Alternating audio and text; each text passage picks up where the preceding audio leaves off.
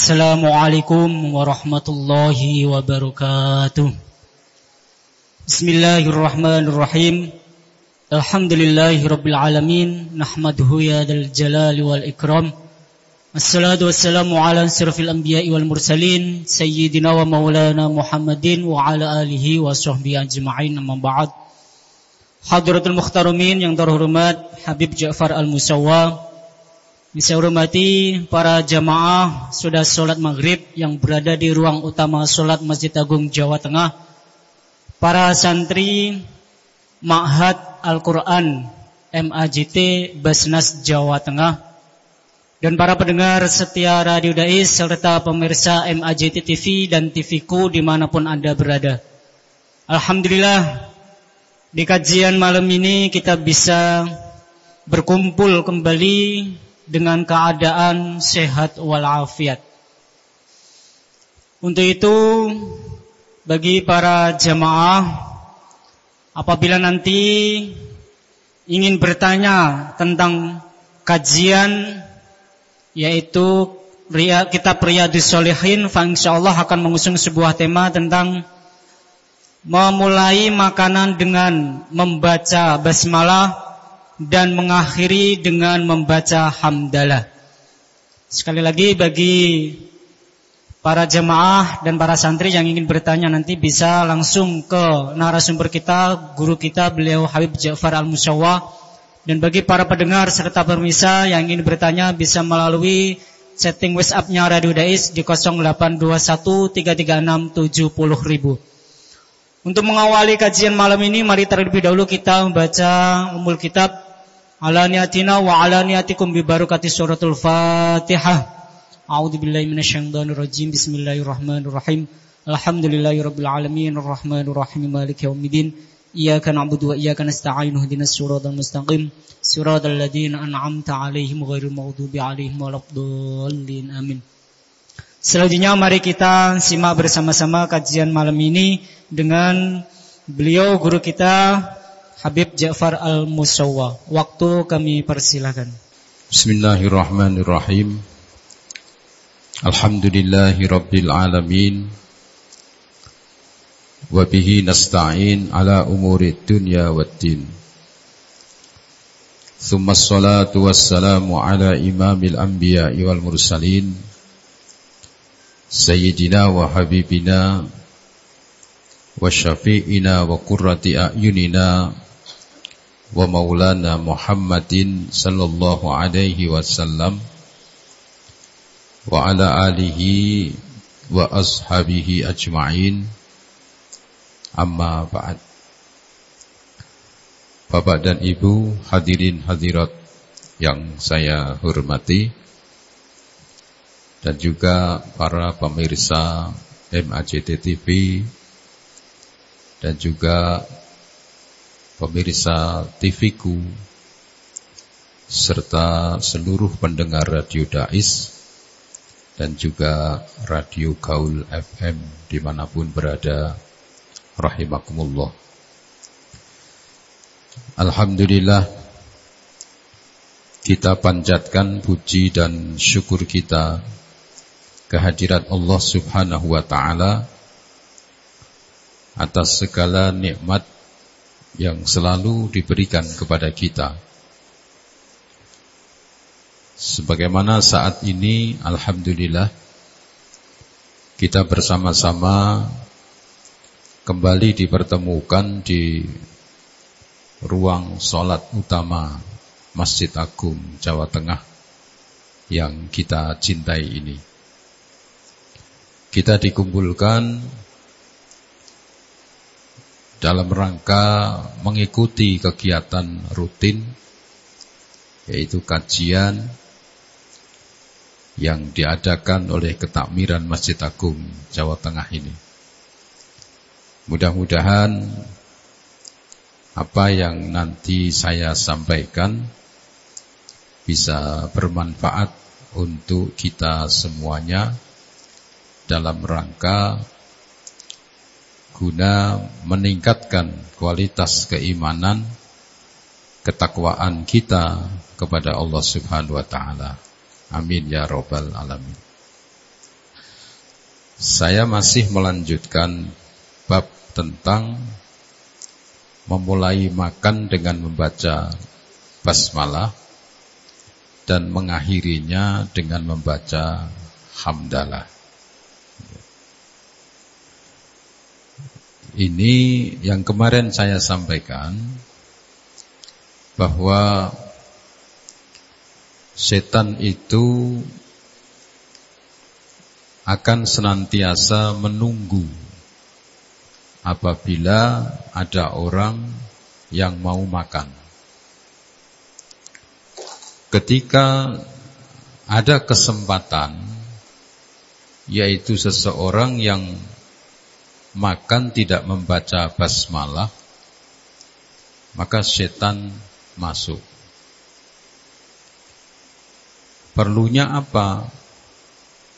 Perlunya setan akan masuk, akan bercampur dengan aliran darah, sehingga darah yang mengalir pada manusia yang makan tidak membaca basmalah itu akan dipengaruhi dengan segala bujuk rayuan setan, akan dipengaruhi dengan arahan-arahan setan. Kemarin saya bacakan bahwa setan itu ada rajanya. Raja setan itu yang namanya Izazil, atau lebih dikenal dengan iblis. Iblis ini punya anak didik, punya bala tentara, punya pasukan yang sering kita sebut dengan junudus syayatin, tentaranya setan.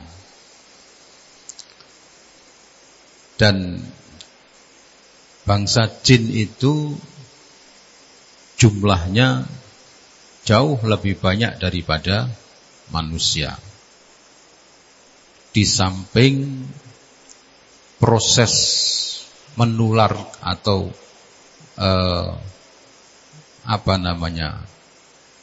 penurunannya itu mudah, jin itu relatif umurnya lebih panjang. Ada jin yang umurnya 1000 tahun, 2000 tahun, ya, panjang umurnya. Sudah pengeluaran habitatnya itu gampang, matinya lama. Jadi semakin banyak jumlahnya jin itu, sehingga ada satu orang yang ditungguin oleh 10 jin.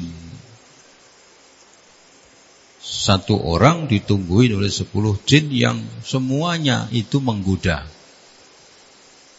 Semuanya ingin menghancurkan manusia. Nah, oleh karena itu Rasulullah sallallahu alaihi wasallam atas petunjuk Allah, jadi barang siapa yang makan dengan membaca basmalah, maka setan tidak bisa masuk ke dalam tubuh manusia. Jadi kalau setan itu hanya mempengaruhi dari luar, itu masih kurang dominan. Tapi kalau setan sudah masuk di dalam tubuh manusia, dia langsung masuk ke otak, masuk ke hati, maka akan dengan mudah mempengaruhi manusia. Nah, di sini ada satu riwayat lagi, yaitu sahabat Umayyah bin Mahshi as-Sahabi radhiyallahu an berkata, kana Rasulullah sallallahu alaihi wasallam jalisan wa rajulun ya'kulu falam yusammillaha hatta lam yabqa min ta'ami illa luqmatun. Falamma rafa'aha ila fih qala bismillahi awwaluhu wa akhiruh. Fadhahikan nabiyyu sallallahu alaihi wasallam summa qala ma zala syaitanu ya'kulu ma'ahu. Falamma dzakara ismallahi istaqa'a ma fi batnihi. Rawahu Abu Dawud wan Nasa'i. Ketika Rasulullah sallallahu alaihi wasallam sedang duduk, ada seseorang tanpa menyebut nama Allah, ada orang makan tanpa menyebut nama Allah, sehingga hampir habis makanannya. Hanya tinggal satu suapan, tinggal sak puluk. Ketika ia mengangkat akan memasukkan ke mulutnya, lalu ia membaca bismillahi awwaluhu wa akhiruhu. Melihat seperti itu, Nabi tersenyum, tertawa, dan bersabda, setan itu selalu makan bersamanya, tetapi ketika ia menyebut nama Allah, maka setan itu memuntahkan apa yang berada di dalam perutnya. Jadi artinya setan ini lagi nyaman-nyamannya ikut makan, tahu-tahu orang ini membaca bismillahi awwaluhu wa akhiruhu. Maka makanan yang dalam perut setan itu dimuntahkan. Jadi artinya, kalau kita ini memakan dengan memulai membaca bismillahirrahmanirrahim, maka setan tidak mau mengikutinya, tidak mau ikut makan. Setan tidak mau masuk ke dalam perut manusia. Nah, hadirin rahimakumullah, sebagaimana yang selalu saya sampaikan, kalau Nabi itu menyampaikan sesuatu, maka jangan kita remehkan. Kelihatannya sepele, kita hanya membaca basmalah. Tapi ternyata dari masalah soal membaca basmalah dan tidak ini, akibatnya menjadi besar. Jadi kalau setan itu sudah masuk di dalam diri manusia, maka segala pola fikirnya, hatinya akan dikendalikan oleh setan. Tadi saya katakan ada satu orang yang ditunggui setan sampai 10 setan. Kalau 10 setan itu masuk semua, karena dalam satu keterangan di dalam kitab itu, setan itu mengkader anak buahnya, di mana masing-masing anak buah ini punya tugas sendiri-sendiri. Yang menggoda pedagang, yang menggoda pejabat, yang menggoda orang miskin, yang menggoda orang kaya, yang menggoda, ini masing-masing ada faknya sendiri-sendiri. Masing-masing punya keahlian, masing-masing punya kemampuan untuk menggoda. Jadi ada setan-setan yang mempengaruhi mata, yang mempengaruhi telinga, yang mempengaruhi lisan, yang mempengaruhi otak. Jadi masing-masing ini bekerja. Ada yang mempengaruhi hati dan sebagainya. Nah, kalau setan itu masuk dalam tubuh manusia, akhirnya manusia itu menjadi rusak karena segalanya dikendalikan oleh setan. Nah, kemudian yang kedua, kita setelah selesai makan, maka diperintahkan untuk membaca hamdalah, alhamdulillah. Ini juga tampaknya sepele, tampaknya biasa, tapi dampaknya ini luar biasa. Secara umum, jarang orang-orang itu setelah makan membaca alhamdulillah. Ya, secara umum jarang membaca alhamdulillah. Makan, minum, udut, wis bar, bablas. Betul enggak? Kira-kira seperti itu. Kita membaca alhamdulillah itu kalau pas momennya itu, di depan kita baca alhamdulillah, ya kita baru alhamdulillah. Kita ini mengucapkan alhamdulillah itu apabila ada orang bertanya kepada kita, bagaimana keadaanmu? Alhamdulillah sehat. Tapi kalau tidak ada orang bertanya, bagaimana kita? Apa kita alhamdulillah terus? Kan tidak.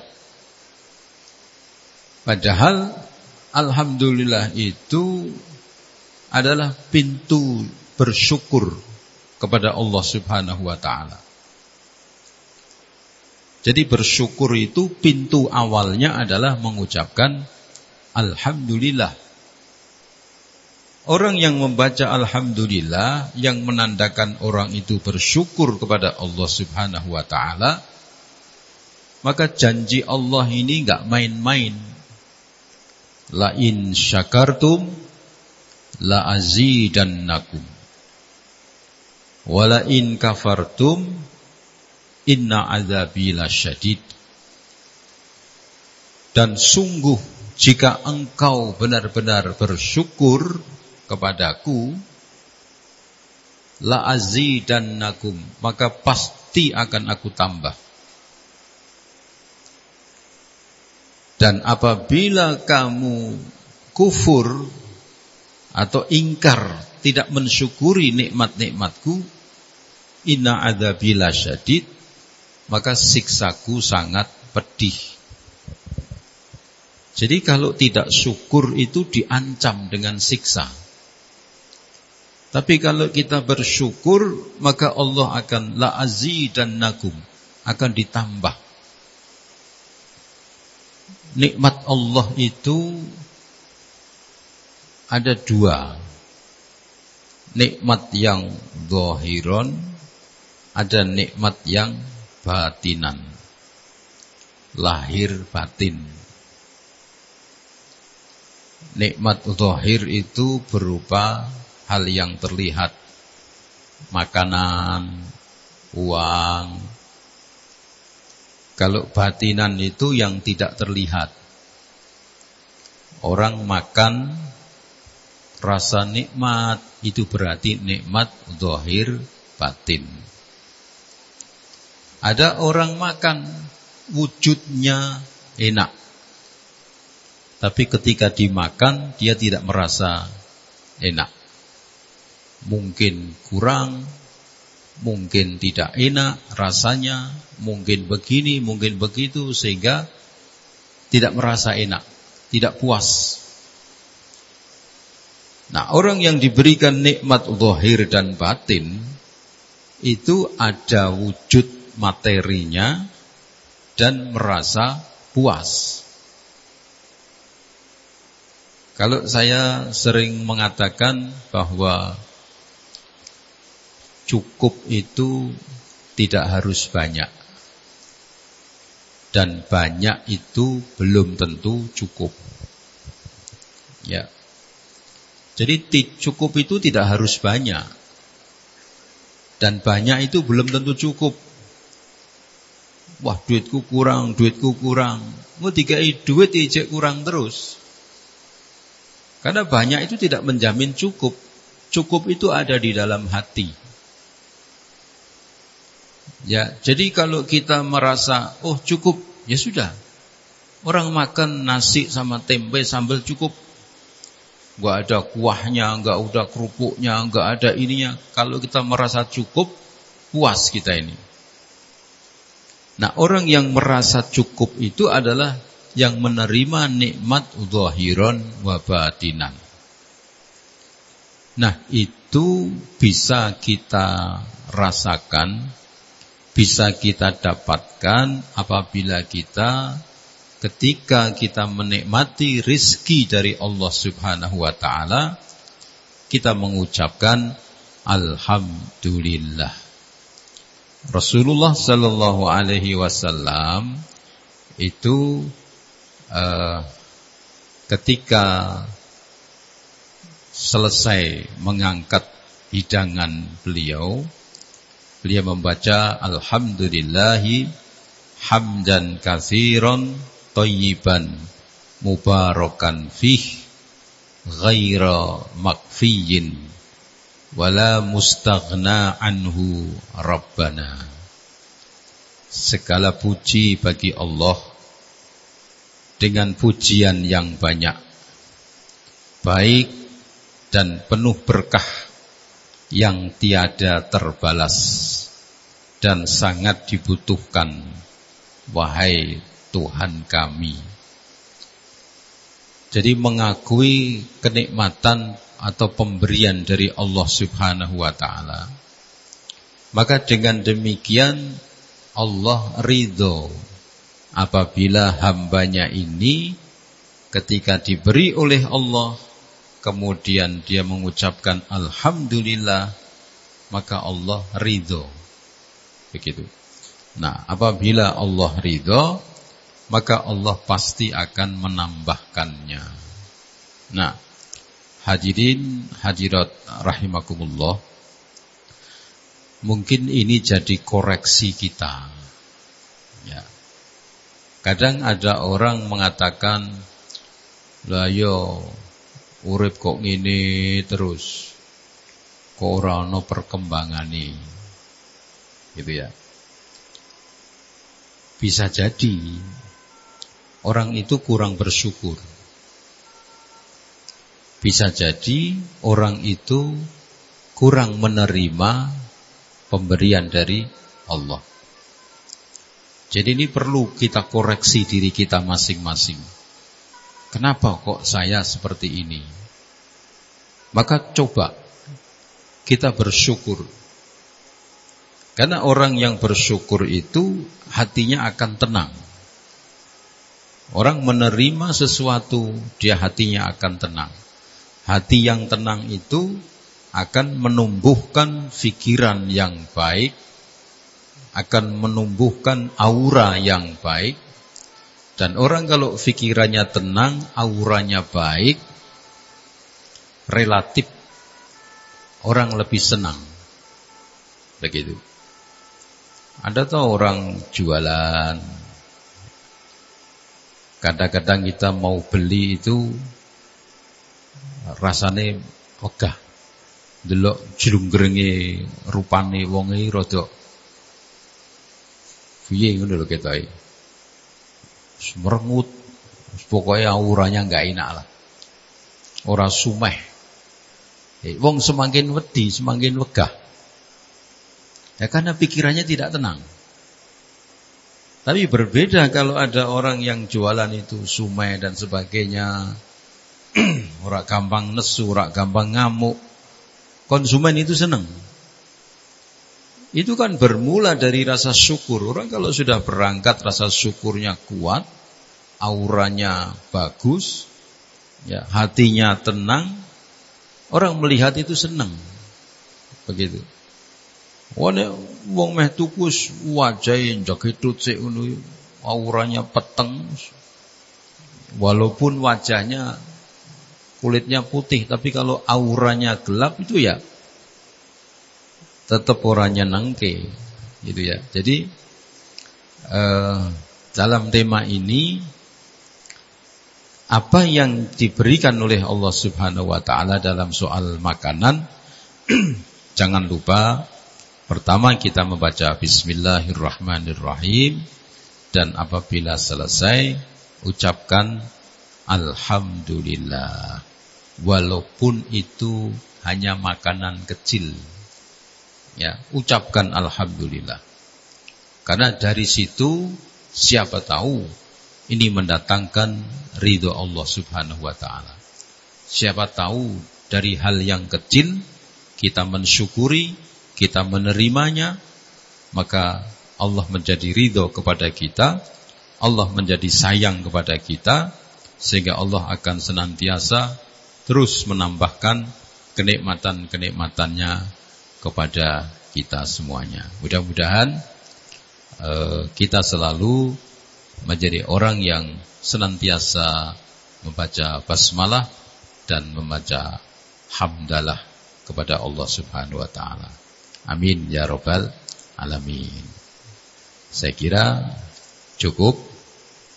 Monggo yang mau bertanya, bapak-bapak atau ibu-ibu yang hadir di sini, atau para santri tahfidul Quran, atau mungkin ada yang bertanya lewat WA, saya persilakan.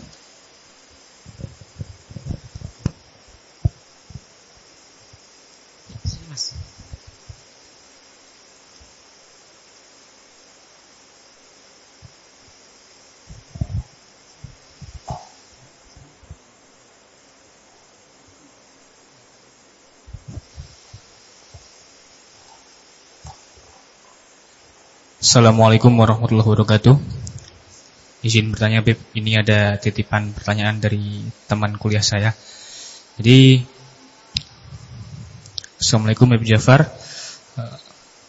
Izin bertanya, apakah jika kita makan tidak membaca asma Allah, nama Allah gitu, atau jika kita mau makan tidak membaca bismillah atau doa makan itu, apakah pengaruh dengan selalu setelah makan itu, apa pengaruh dengan nafsu lapar lagi itu, Beb?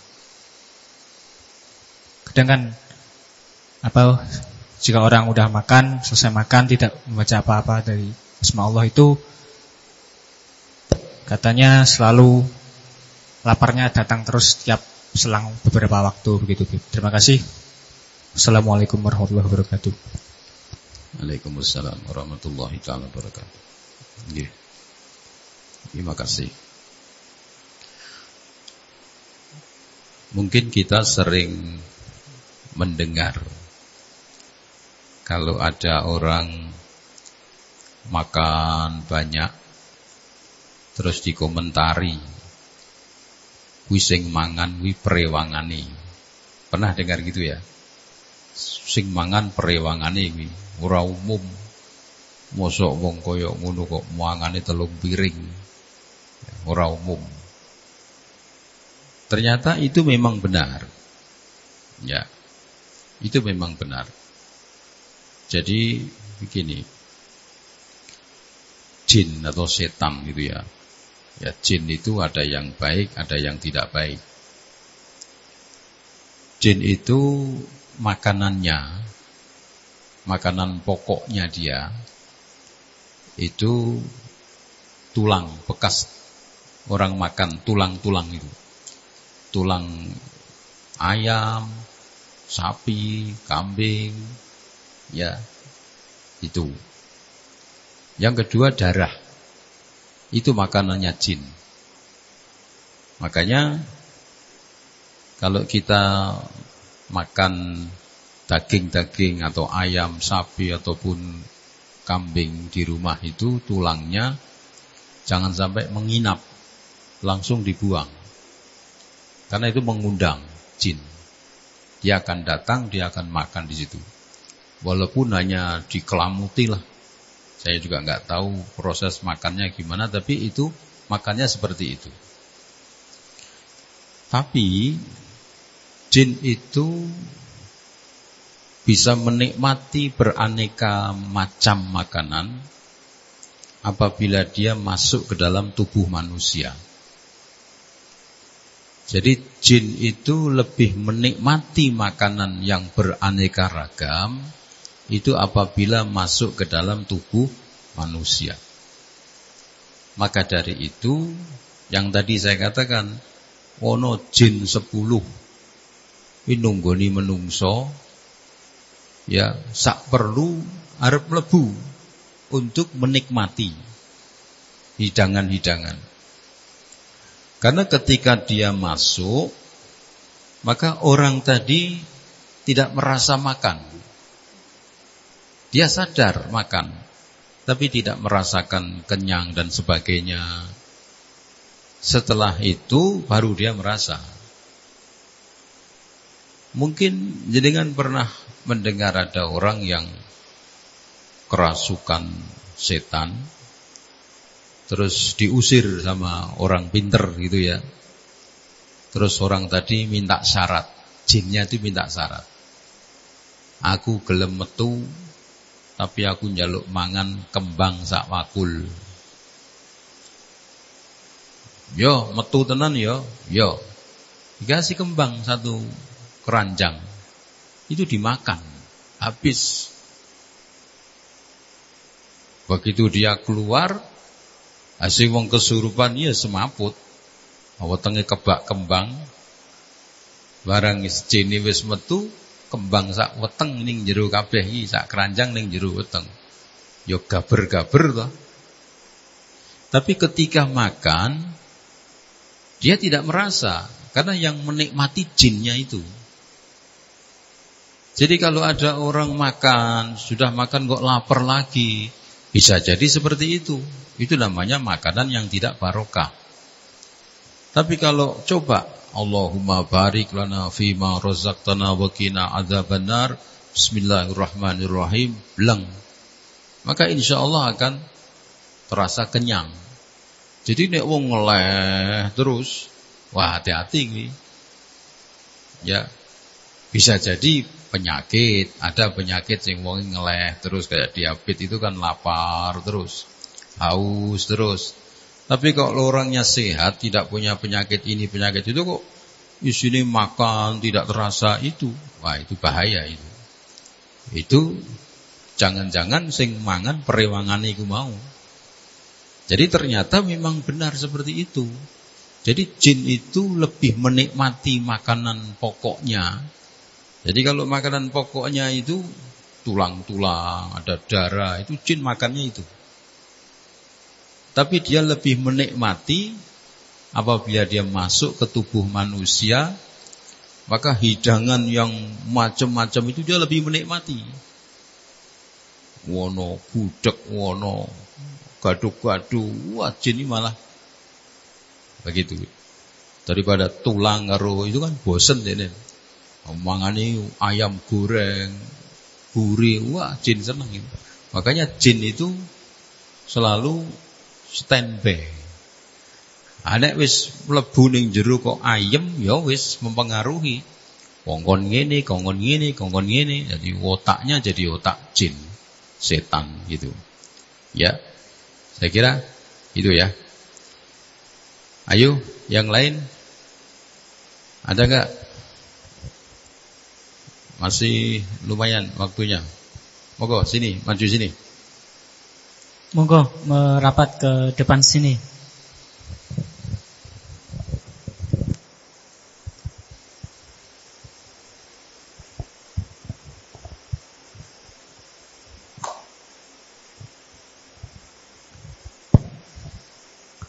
Assalamualaikum warahmatullahi wabarakatuh.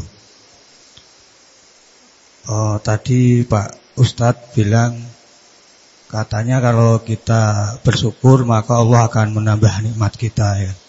Kalau kita tidak bersyukur atau kurang bersyukur maka Allah akan istilahnya mengurangi nikmatnya pada kita. Pertanyaan saya Pak, kalau dalam suatu keluarga ada salah satu yang tidak bersyukur dengan nikmat Allah, apakah Allah juga akan menimpakan azab yang sama seperti itu? Contohnya suami istri bersyukur dengan nikmat Allah, tapi seorang anak enggak terima dengan keadaan orang tuanya, kurang bersyukur dengan apa yang diberikan. Seperti itu.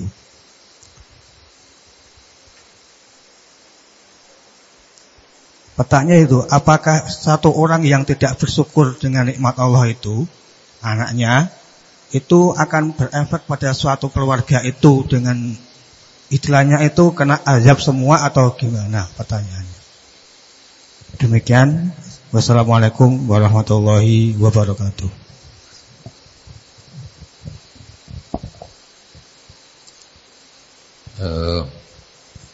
Jadi yang ditanyakan ini, kalau dalam satu keluarga semuanya ini baik-baik saja, ya katakan bersyukur semua.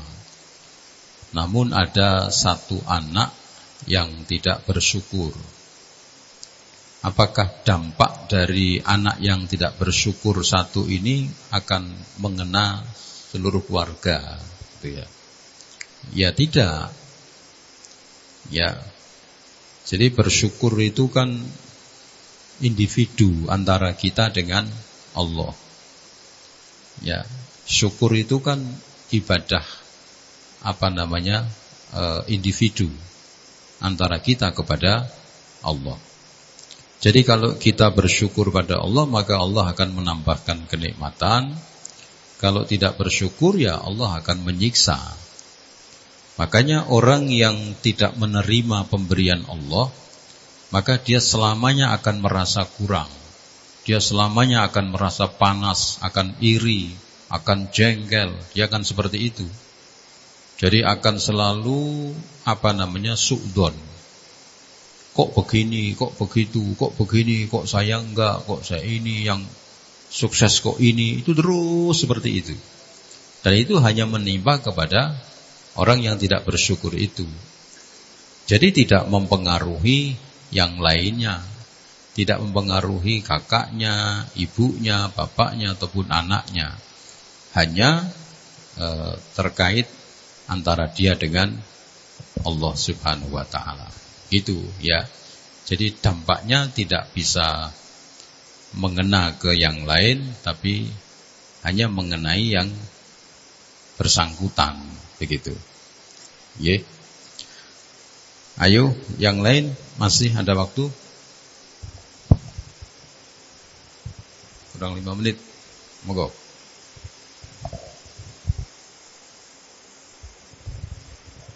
Assalamualaikum warahmatullahi wabarakatuh. Izin bertanya, Habib, terkait dengan penciptaan, apa perbedaan antara jin, manusia, setan dan iblis itu? Apakah yang dinamakan setan itu hanya sebuah perilaku atau memang kita itu mensifatinya seperti halnya ciptaan jin dan manusia? Itu, terima kasih. Assalamualaikum warahmatullahi wabarakatuh. Jadi yang ditanyakan tadi hanya 2 jenis antara jin dan manusia. Jin dan manusia ini bisa menjadi setan. Karena setan itu predikat. Jadi siapa yang memulai mengajak kepada keburukan, itu namanya setan. Apakah itu dari bangsa jin ataupun dari bangsa manusia. Jadi kalau berbicara setan, itu tidak mesti jin, ya, bisa jadi manusia. Begitu. Karena kalau di dalam ayat itu kan wa idza laqul ladzina amanu qalu amanna wa idza khalau ila syayatinihim, ya, ketika mereka itu kembali kepada syayatin, pemimpin-pemimpin, setan-setan, orang-orang kafir. Jadi orang-orang munafik itu ketika bertemu dengan orang-orang beriman, dia mengatakan, aku ki wong iman, aku ki bolomu gitu. Tapi ketika orang beriman sudah berlalu, terus rombongan ini bertanya, loh, kowe kok ngomong ngono? Kamu kok bilang begitu? Oh, enggak. Saya hanya mengolok-olok mereka, begitu. Aku ki bolomu ketemu setan-setan. Jadi setan itu predikat orang yang atau siapapun yang memulai mengajak kepada keburukan. Kalau iblis itu cuma satu. Iblis itu ya rajanya jin yang dikisahkan di dalam Al-Quran bersama Nabi Adam, yang dikeluarkan itu namanya iblis, cuma satu. Jadi iblis itu artinya yang dikeluarkan, yang diusir dari surga. Jadi ablasa itu dilemparkan, maka disebut iblis. Jadi kalau kita ngomong iblis, ya itu. Kalau kita ngomong setan, bisa jadi itu, bisa jadi yang ini. Itu. Yang dimaksud setan itu, Allah ta'budus syaiton. Kamu jangan mengabdi kepada setan. Nah, itu setan itu siapa?